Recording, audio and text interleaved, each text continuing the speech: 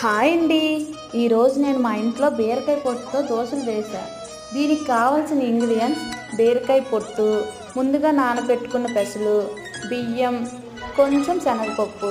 So ముందుగా ఒక mixie jar తీసుకొని అందులో 10 నుండి 15 వరకు పచ్చిమిర్చి, అలాగే అల్లం, కొంచెం జీలకర్ర వేసుకొని ఇందులో మనం ముందుగా నానబెట్టుకున్న పెసలు వేసి మిక్సీ వేసుకున్నాను.